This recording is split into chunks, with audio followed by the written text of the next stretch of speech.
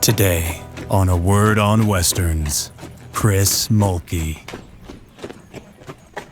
In the final fight, Walter Hill said, because I had a peacemaker, it's 3.5 pounds of steel, and I had it in my hand for the fight, and with Robert, and Walter said, "Don't hit Bobby with that gun, Mulkey." I said, "I'm good at this. Don't worry."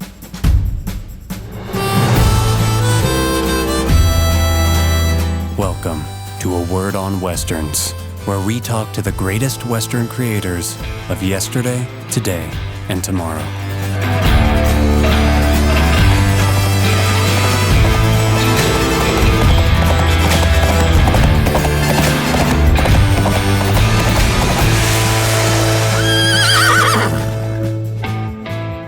I love this guy, Chris Mulkey. Hi, I'm Rob Word. You're going to love him too. He's one of the most versatile character actors working out there. He's done almost 300 movies, and I'm going to talk about it with my buddy, my son, my pride and joy, RJ Word, right there.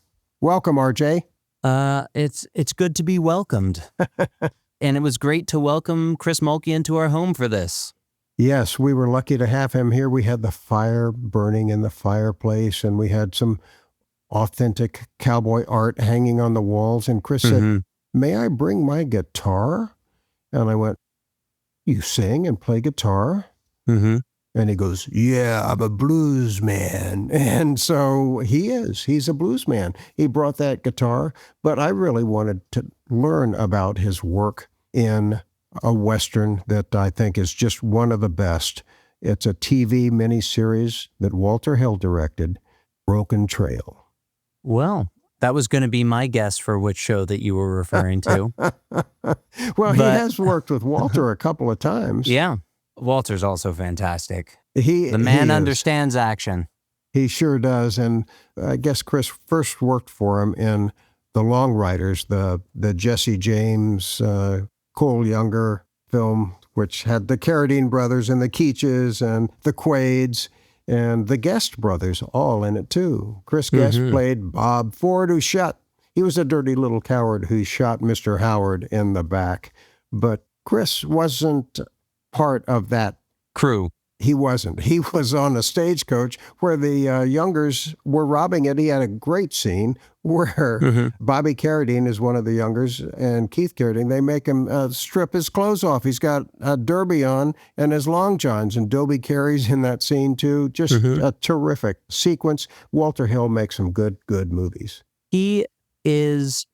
Chris is also in one scene, and one scene only, in Whiplash. And it's really fantastic. He does a great job there and owns that whole sequence in the film. When you see him on screen, and a lot of you probably don't know him, but once you know his face. Once you put the name with the face, you go, "Oh my goodness, look at in Justified. He's the one that Margot Martindale gives the punch to that kills him in the second season." Just a great sequence too, working with Margot as well.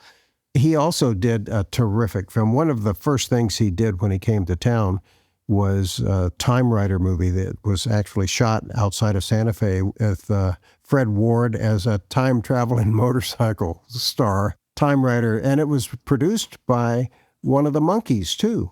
I've never seen that, but the title is very intriguing. Michael Nesmith produced it, but he got to work with Peter Coyote and L.Q. Jones in that, and he's going to talk a little bit about that with us today, too.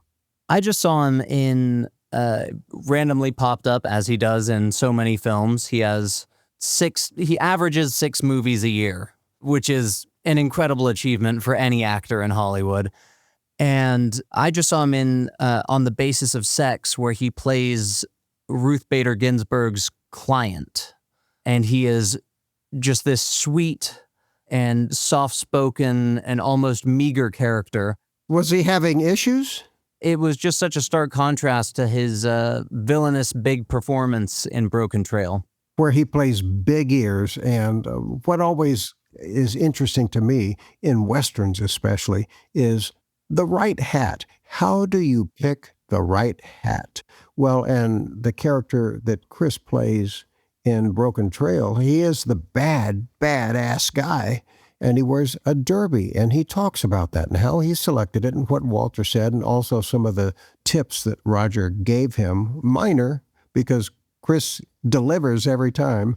It's an interesting dynamic, and Walter used him again in 48 Hours. So I think everybody's going to really enjoy hearing what he has to say, and then keep your eyes open to see him pop up, because he does all the time. And of course, he's a blues singer too, and we're going to talk about that after the interview. So what do you say, RJ? We start this rolling? Yeah, that sounds good, and we'll put a nice picture of Chris in the thumbnail of this, so you can keep your eyes open too. All right, now don't hurt Duvall, Chris. Here we go. Chris Mulkey.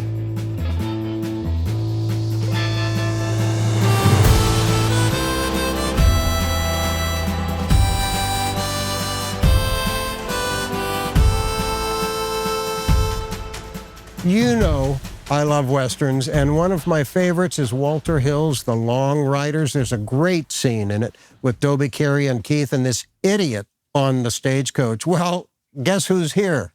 That's right, it's Chris Mulkey. He played that idiot. And here's that idiot, Chris Mulkey. Welcome to the show, pal. Thanks, Rob. Yeah, that was an idiot in that film, yeah. Well, you got to work with the talented Dobie Carey, Harry Carey Jr. What was he like? He was fabulous, but I can do... When I was working with Mr. Wayne, now Mr. Wayne, he came out of his trailer, and one time it blew his toupee off, and without missing a beat, John pulled his gun and fanned 5 shots at the toupee as it was blowing along the trail. Those are great. Dobie Carey. Yeah, Dobie was wonderful. Oh, he was great. I was friendly with him for a long time. Yeah, real good. Yeah. Did you ever read his book?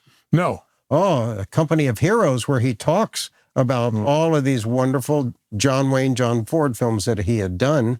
He doesn't tell that toupee story in the book, though. No, did he tell the story about Howard wanted to be dying of thirst? And so he said, we're going to set up the shot. So Dobie, go out there and lay on the ground. So we're going to set up the shot. No, just stay there. He laid on the ground for over an hour and got dried out in like 100-degree weather, and then they shot the shot. Well, this was Three Godfathers with John Ford, and that was the film that introduced Dobie. Oh, nice. Yeah, John Ford tortured him in that film. Yeah. And left him out there, and he said he was still had heat sickness to the day he died from being in that film. Wow, yeah. But well, Walter Hill was nicer to me. What was Walter's approach to directing? Well, the latest one, when we did Broken Trail, was doing a film down in Louisiana. I just finished it, and I flew up there, and they took me out on the set, and Walter was there, and Walter goes, Mulkey, low and slow. And I said, okay, yeah, low and slow. And so for 2.5 months, he didn't say anything to me about it, except one time he leaned over from Video Village and went like that. One time when the stagecoach was coming at me and the horses were riding, the horses rode right up like to my nose right here. Just, on a fast-moving stagecoach. Coming downhill, a 6-up. And you just stood there. Yeah, Big Ears just stands there with he's got his saddle and his Winchester, and he just stands there. And I go, Walter, what if the horses don't stop? And Walter says, well, get out of the way. It's not okay. That might have been a tribute to the introduction of John Wayne in Stagecoach. You know, that scene where the stagecoach is coming and Duke is there and they do the rack focus on him. And all of a sudden, movie star. Hey, look, it's Ringo. Well, it was a great part, and I'm grateful for Walter. I've worked with Walter 3 times, 48 Hours, Long Riders, and Broken Trail, and it was a treat each time. So. He's terrific, too. Now, Broken Trail won Best Miniseries, Best Director, I think Thomas Hayden Church won a Best Supporting Actor Emmy for that. Yeah. So, yeah, it was great company to be in, yeah. So I owe Bobby Duvall a call. It was his birthday 2 days ago. So he's over 25 now. I think he's over 90 now. Right. Or maybe he just turned 90. I think he's a little over 90. Who's counting? Yeah. Rob. Everybody. You can't go anywhere without it being shown how old you are. I know how old you are, and I know you're a fellow Taurian. That's right. So you know what that means? We're right all the time. Oh, absolutely. That's it. Taurus. I don't ever think about being right. I just think if you're asked a question, it's not you don't have to worry about the correct answer. It's just the response time is important. So yeah, yes, 7. You can be pondering, though. Yeah, you can. Dramatic pauses. Yeah. And we're going to edit this so it's going to be flying like this. So. I think we're doing great right now. Academy Award winner, Robert Duvall. We got to tend to this mess. So tell me then about Duvall, because you hadn't worked with him before, I don't think. I hadn't worked with Robert Duvall before Broken Trail. And when I met him on the set, he said, Chris, I just want you to know that I went through all these guys and I loved your tape so much and I'm really happy you're here. And he really endeared himself to me. Coming from a guy like him, it was great to work with him. We were adversaries in the film, of course, in the fight, and he grazed me right on the whiskers, right here. And I went, oh, wow, that was really close. But no, we had a great fight. It's a wonderful. Oh, it's a terrific miniseries and so different, the plot, because of these Asian women who are coming to be bought or sold. The action sequences, which Walter's known for, are really solid. Oh my gosh, yeah. But so was the acting, and you, as Big Ears, Big Ears by Water, were frightening. You were a mean son of a bitch in that. Yeah, well, they were my girls. It was Broken Trail was originally called Daughters of Joy, and you were Joy. They were the Daughters of Joy, and I was the recipient of the joy, apparently. Yeah. Yes. And you wanted your girls back. Yeah. Well, I was working with Rusty Schwimmer. She was on that show, too. She was great. And James Russo was terrific in the thing, too. He's good, too. He's a good buddy of mine. He didn't last long in that. No, he didn't. They killed him. They hung up. But those are the parts he usually gets. Yeah. We used to... when we'd walk out of our trailers and we're up by Vamp, in outside of Calgary, and James and I have known each other for a long time. We walked out of our trailers together one morning, and with cups of coffee in our hands, with our guns and our hats and everything like that, and the landscape. And I said, "Can you believe this, Jimmy?" And he goes, "Nope." He always says this. "Nope, it's pretty good." Well, that's beautiful up there. Had you been in Calgary before, in that area? No, never. What time of year did you shoot it? July, August, September. Mm-hmm. Yeah. Perfect. Yeah, we were 2.5 months up there. Yeah, wow. Yeah. Well, it was a miniseries, and that miniseries changed the face of AMC. Up until then, AMC was American Movie Channel, and this miniseries went through the roof. We got all sorts of awards and the ratings, and they kept running it over and over and over again. They said, well, we need to do more new stuff. Yeah. How about a show with zombies? Well, of course, it's a natural connection. Yeah, right.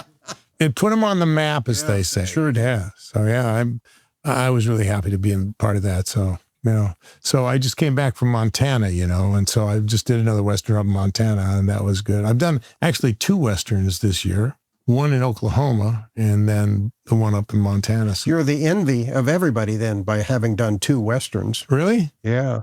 So tell me about the one in Montana. What a great location that is. That's where Bill Pullman lives. Wow, really? I should have gone over there for dinner. Well, he shot a movie up there. He says, it's shooting in my backyard, The Legend of Lefty Brown, where this is a great concept. Roy Rogers and Gabby Hayes. What if Roy got shot and then Gabby says, I'm going to track down the killer? Oh, good. That's the plot. Oh, my. So Gabby Hayes, which is Bill in this movie, he goes after the bad guys. Well, boy. Yeah. Well, David Carradine, we did a few things together, Long Riders as well, but David had a great imitation of Gabby Hayes. It was really good. So the movie up in Montana, we shot it up outside of Livingston in Paradise Valley. Mm-hmm. Paradise Valley is basically the gateway to Yellowstone. And we're up the mountains up there by Immigrant Mountain. And it's a story about a rancher whose ranch is raided by outlaws, raiders. I owe money to this one raider. So he steals my Native American wife and my daughter-in-law, and I have to go track him down and kill them all. Is Titus Welliver's in that, too? Mm-hmm. Is he the bad guy? I can't tell you. Oh, come on. Actually, Ian Murphy is. Oh, okay. Yeah. Well, he's terrific. I love Bosch. Oh, yeah. No, it's really solid stuff. Yeah, it's a really great cast. So, and I was really fortunate I'm Butch Nelson. I'm the guy. And Butch has a checkered past, too. He's not And Brandon Rowe, who played The Return of Superman, and Brandon plays my son. We had a really solid cast, and Dana Sparks is in it, and Robert Clohassie from Blue Bloods. They play a couple who try to kill me and my son at their cabin. And So good action. yeah. Who's the director? Miles Clohassie. This is his 4th film, and he's really good. It's got a great team. So, and our armorer was a friend, Matt Stratton, who I'd worked with before, and he's a great armorer. And he, when everything was safe and squared away on the other set. On Rust, that was such a shock for everybody. Yeah. What do you think that's all about? A mistake. It was a mistake, and a violation of protocols probably, because if you check your stuff, I've done 110 movies, and I've killed people in about 40 of those. Maybe, I don't know. I should count that up. And the other 60, I kissed girls in them. So, well, that's good. so there's a trade-off. Yeah, there's a trade-off. Yeah. But I only take it from the armor, and this is from when I was a kid. I started, when I was in my early 20s. And I only take it from the guy who owns the gun, and I check it. I make sure that what's in it is in it. And I own guns. I know about firearms. So if you don't follow those protocols, that's a mistake. I mean, I can't remember. I know that there were no miscues on any other movies I've ever done. Yeah, so it's unfortunate. I'm sad for everybody involved in that. But we had a great shoot, and we had Winchesters and shotguns, and firing full loads, and 45 peacemakers. I got in this movie, in The Redeemer, which is coming out, that I just did. I get to fan. So you bam, bam, bam, bam. Not much accuracy, but it looks cool, right? Yeah. It's the noise scares them away. Yeah.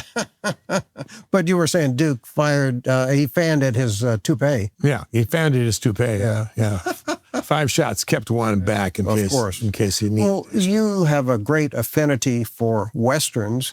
In fact, you did a film early on when you first came to L.A. with Aldo Ray, a Western that never got finished. What was that? I was studying. I wasn't a member of the American Film Institute, but I was hanging around there because I had just produced a film in Minnesota, and I brought it out to the AFI, but they didn't accept me as a fellow. But I found out that I could work on different people's thesis projects. And while I was in town, a wonderful character actor by the name of Gus Peters, who was from Texas, said, would you rewrite, because he knows I was a writer too, he said, would you rewrite this movie called Ride the Rough Country? And I said, yeah. So I rewrote it, and then I wrote myself a part in it, and where Aldo rescues me. And it was pretty fun. It was 1974. Wow. We shot it some up in Bronson Canyon, and, all over L.A. It was great. And some of the actors that worked with. LQ worked on that too. And then LQ and I did another Western called Timerider. Oh, sure, with Fred Ward. Yeah. And Belinda Bell. And Michael Nesmith from the Monkees. God bless him. He was great. Yeah. No, that was a fun film. It's been a long time since I've seen it, but Fred Ward was like a motocross racer and somehow goes back to the 1880s. Yeah. So he goes through this time membrane, right? They're doing a time experiment, and he flies through the time membrane, and just as the experiment, they flip the switch, of course, and it shoots whoever's in the time membrane back to the 1880s. Timerider, the adventure of Lyle Swan. If I'm right, sir, he stepped out around 1875. Ben, am I glad to see you? He just happened to be in the right place at the wrong time. I was wondering if maybe you could show me on this map here where I am. And fate gave him a present. Hey, you okay? Of the past. Where are you going? Only trouble was, he didn't know it. Where was that? Where'd it go? And suddenly it's LQ, and I go, who the hell are you? Get off that thing. And we both pull our guns, and then we capture him. And it was great. It was really a fun show. Oh, man, that was great. LQ would go, he'd go, Chris, look at this dialogue here. I say this and this and this and this and this, and you go, uh-huh. And then I say this and this and this, and you go, well, okay. Wouldn't you say all that? And I would just go, okay. And I said, yeah. I'll get all those lines. You know, I worked my butt off on that. Yeah, like having the lines, that's what you never did a Gunsmoke episode, but Jim Arness would do the same thing. He'd go, oh, no, that's not for me. Give it to somebody else. Yeah, he was so I was fortunate. Thank you, LQ. So you were hanging out with LQ for 6 weeks in Santa Fe? Yeah. What was that like on your off time?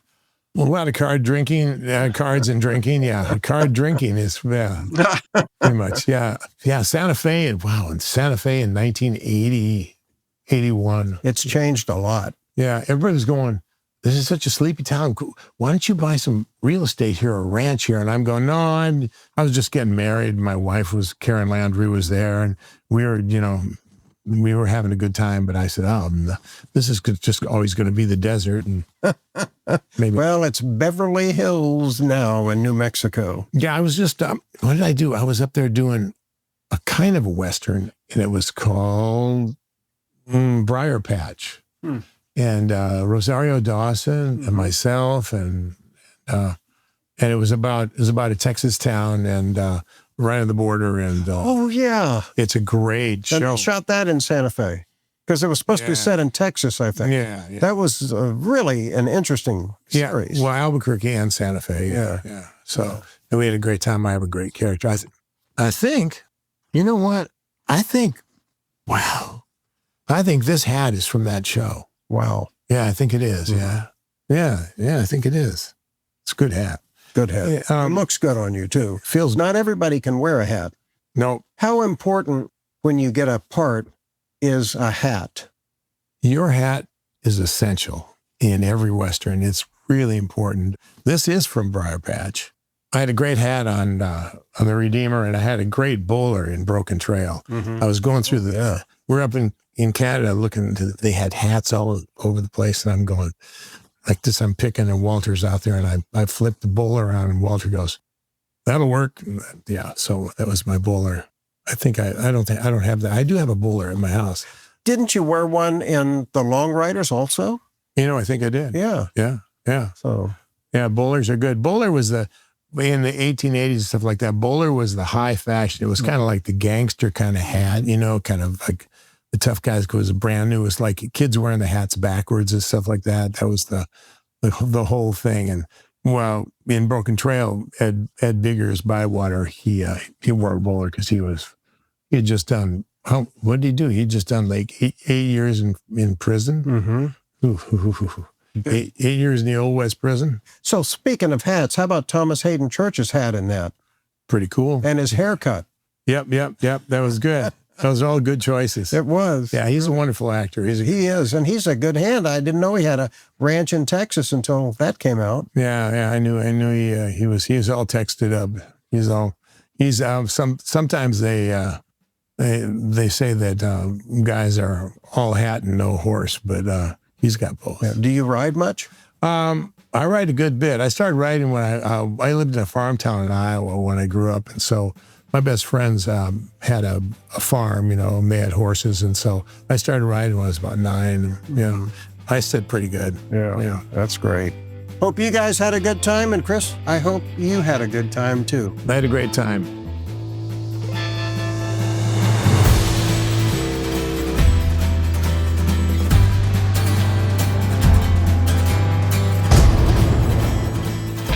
Wow, what a sweet guy Chris is. He really is, but I love his voice and his enthusiasm, and I think that's one of the reasons that he gets cast so much, not just for his talent, he always delivers, but he's fun to be around, and he was fun for us to hang out with, and I'm glad he brought his guitar, his CDs, and he gave me one or two, and it's a stellar rock band, Chris Mulkey and Deluxe. And I didn't know this until he told me, but we used to go have breakfast every once in a while at House of Blues on Sunset Boulevard in Hollywood. And rest in peace. Yes, rest in peace is right. It was always good. And Chris was the house band. He led the house band. I didn't know that. And so I must have seen him multiple times because they rocked the house. Yeah. And his music, I have it on a rotation on my iPhone. I've got his music coming at me all the time. He's awesome. I have a couple Christmas songs myself, but nothing compares to Spank Me Santa, his great rendition of that. It's a special treat to hear that. And it's been a special treat for us to share Chris's story and his filmmaking journey with all of you out there. And we sure hope you enjoy what we're bringing to you. We love hearing these stories and love Westerns. If you've got a favorite Western, let us know what it is, and we'll try to chat about it. All right. Bye. No, you can do better than that. No. Happy trails. Oh, happy trails. That's better than just a bye. So happy trails, everyone. We'll catch you next time on A Word on Westerns. Yeehaw. Cue the horses. If you enjoy what we do here, please take a moment to follow our show and share these interviews with your friends. You can also find A Word on Westerns on Patreon, Facebook, and YouTube. Thank you, and see you next week on A Word on Westerns.